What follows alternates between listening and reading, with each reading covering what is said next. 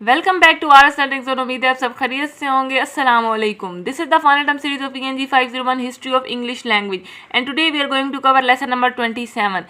If you are new here, please don't forget to subscribe my channel for more helpful content. Make sure to watch the video till the end because the important question will be discussed at the end of the video. History of English language from 1650 to 1800 part 2. 26 में हमने 1650 to 1800 का part 1 पढ़ा था। यहाँ पर हमारे पास topic 131 है। इसमें हमने क्या पढ़ना है देखें, the 3-fold problem of standardising, refining and fixing. अब यहाँ पर जो आप बच्चों जो रेनेसेंस का पीरियड था, जो रेनेसेंस का दौर था, उसमें इंग्लिश लैंग्वेज को स्टैंडर्डाइज, रिफाइन और उसको फिक्स करना का जो है ना कोशिश शुरू हो चुकी थी। हमने पिछले चैप्टर में पढ़ा था। और अब इसकी एग्जाम्पल के लिए हम लेते हैं इटली और फ्रांस। इटली में आप यहाँ के जो है ना इस पैराग्राफ में से आपके MCQs आ सकते हैं।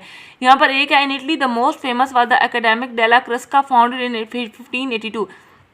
जो एकेडमिक डेला क्रेस्का है वो 1582 में बनी। आपने MCQs के लिए याद रखना है। अब इस चीज़ का पर्पज़ क्या था? इसका पर्पज़ ये था कि purification of the Italian language. देखें, its object was the purification of the Italian language.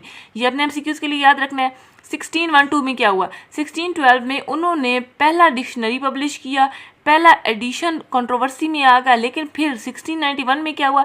Was about 3 volume. उस 1691 तक 3 वॉल्यूम बन गए। फिर 1729 से 1738 तक 6 वॉल्यूम तक चली गई। और ये बहुत इंप्रेसिव था। ये आपने याद रखना है MCQs के लिए। यहाँ से लेकर आपका यहाँ तक इम्पोर्टेंट है।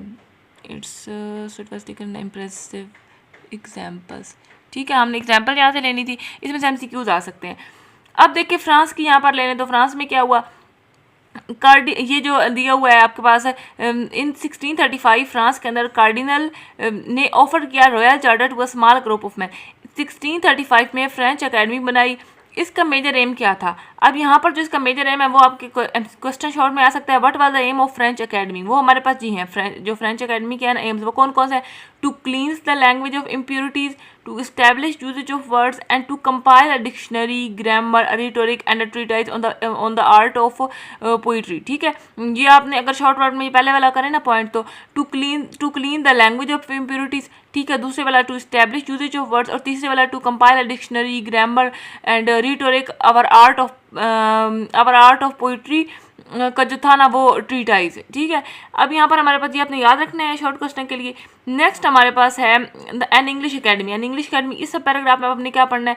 इसमें हमारे पास है कि इटली जो है ना, इटली और फ्रांस को हमने देखा। इटली और फ्रांस को देखते हुए इस जो पैराग्राफ में लिखा हुआ है, no doubt the wider incentive to the establishment of an academy in English come from the example of France and Italy. France और इटली को देखते हुए इंग्लैंड में भी जो है ना वो उन लोगों ने अकेडमी बनाने का सोचने लगे। रिस्टोरेशन का दौर कब था? यहाँ पर लिखा हुआ है 1660, ये हमारे पास लिखा हुआ है। ठीक है, 1660 में ये बात जो थी ना बहुत ज़्यादा फैलने लगी। ड्राइडन और जॉन एलियन ने इस आइडिया को प्रमोट किया था। ठीक है, 1664 में क्या हुआ? यहाँ पर हमारे पास लिखा हुआ है, in the dedication of the rival lady 1664 Dryden से 1664 में क्या हुआ कि रॉयल सोसाइटीज़ ने रेजोल्यूशन पास किया, improve the English language for philosophical purpose. ठीक है, उसके बाद हमारे पास यहाँ पर क्या है कुछ और, ये आपने जो कि the committee had 22 members including Dryden. जी आपने थोड़ा सा पढ़ लेना है, MCQs में मेंबर्स वगैरह कुछ पूछ सकते हैं। नेक्स्ट हमारे पास है टॉपिक 133 स्विफ्ट प्रपोजल। अब इसमें आपके MCQs आ सकते हैं और शॉर्ट क्वेश्चन का भी इंपॉर्टेंट है। स्विफ्ट प्रपोजल, इसमें हमने क्या पढ़ना है बच्चों? अब जो है ना हमने स्विफ्ट की तरफ आते हैं। 1712 में Swift addressed a letter in 1712 to the Earl of Oxford. 1712 में जो जोनाथन स्विफ्ट है ना, उसने a proposal for correcting, improving and asserting the English tongue, ये हमारे पास जो लिखा हुआ है, इसको पब्लिश किया था। किसने किया था? ये जो है ना जोनाथन स्विफ्ट ने किया था। अब स्विफ्ट का कहना क्या था? उसका ये कहना था कि जो है ना, a free judicious choice should be made of such purpose, fix on rules, discard gross improprieties, restore antiquates word on the account of their energy. लेकिन अनफॉर्चुनेटली क्या हुआ? स्विफ्ट का जो प्रपोजल था ना उसको अपोज किया गया, स्पेशली पॉलिटिकल ग्राउंड्स पे। जॉन ने क्रिटिसाइज किया था। अब वो जो कुछ क्रिटिसिज्म थे वो कौन से थे? ठीक है, अब जॉन ने जो क्रिटिसाइज किया था उसने क्या कहा था? अब उसके क्रिटिसिज्म के रिजल्ट में क्या हुआ था कि जो स्विफ्ट का प्रपोजल था ना वो प्रॉपरली फॉलो ही नहीं किया गया। ऑब्जेक्शन टू अकेडमी, इसमें कौन सा है ऑब्जेक्शन? अब 18th सेंचुरी यहाँ पे हम पढ़ते हैं। मेरे ख्याल में मैं कुछ ज़्यादा स्पीड पकड़ गई हूँ, लेकिन हमने जल्दी से अपना लेक्चर कवर करने हैं और आप सेटिंग में जाकर ना ऑप्शन होता है स्पीड का स्लो करने का, तो वहाँ से आप थोड़ा कम कर दे करें अगर मैं जल्दी बोल रही हूँ तो। 18th century तक क्या हुआ था, the 18th century showed a growing skepticism, the early Romanticism was replaced। अब 18th century में क्या हुआ था, showed a growing skepticism, यहाँ तक 18th century तक skepticism बढ़ गया था। डॉक्टर जो है ना, ये doctor Johnson asserted in the preface to his dictionary, ये आप देख लें ये चीज़ जो ये है ना, डॉक्टर जॉनसन ने प्रीफेस टू हिज डिक्शनरी 1755 में लिखा। ठीक है, किस में लिखा, 1755 में लिखा। किसने लिखा, डॉक्टर जॉनसन ने लिखा। और अब यहाँ पर इसने नेक्स्ट हमारे पास कोई भी नहीं है।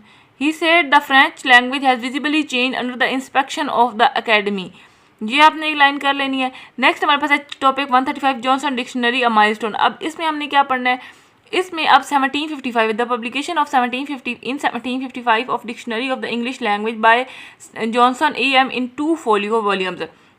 यहाँ पर क्या है, जो 1755 है उसमें डॉक्टर सैमुअल ने a dictionary of English language publish किया, उसके 2 फोलियो वॉल्यूम्स। अब यहाँ पर हमारे पास एक क्वेश्चन है जो स्ट्रेंथ है, या यही कर लें जॉनसन डिक्शनरी की 3 क्वालिटीज़ कर लें।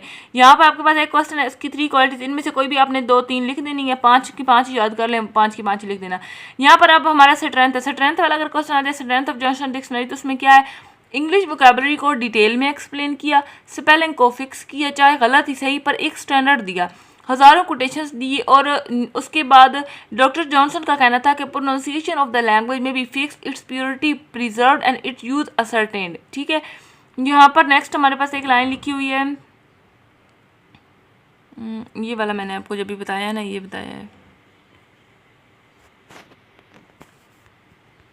लास्ट वाली हमारे पास लाइन है, the 1756 Sheridan wrote, if our language should ever be fixed he must be considered by all posterity as the founder and his dictionary as the cornerstone. ये आपने याद कर लेनी है। ठीक है, लेसन नंबर 27 हम एक बार रिव्यू कर लेते हैं कि इसमें कौन कौन से MCQs और कौन कौन से शॉर्ट क्वेश्चन हमारे बन रहे थे। जो हमारे पास है ना MCQ, जहाँ पर आपने कर लेना है, ये आएगा तो नहीं, लेकिन आपको याद रहना चाहिए कि रेनेसांस पीरियड में जो ये 3-4 प्रॉब्लम ऑफ स्टैंडर्डाइजिंग, रिफाइनिंग और फिक्सिंग, ये काम शुरू हो चुका था। उसके बाद ये वाला जो एकेडमिक डायलॉग इसका ये कब हुई, ये 1582 में फाउंड की गई। जो 3 वॉल्यूम्स थे वो कब आए, जो 6 वॉल्यूम्स थे वो कब आए। फ्रांस में जो हमने क्राइडियन एड्रेस के ऑफर्ड, उसने क्या ऑफर किया, उसने royal charter to a small group of men offered किया। उसके बाद what was the aim of the French academy, कौन से, ये 3 एम थे, to clean the impurities of the language, to establish a usage of the word and to compile a dictionary grammar usage. ठीक है, उसके बाद इंग्लिश अकेडमी में हमने क्या पढ़ा, इसमें यही हमने कुछ इनके पढ़े थे, अंदर स्कॉलर्स दिए हुए हैं, इनके बारे में पढ़ता। ड्राइडन ने क्या कहा, the society founded in 1662 was mainly scientific in its interest.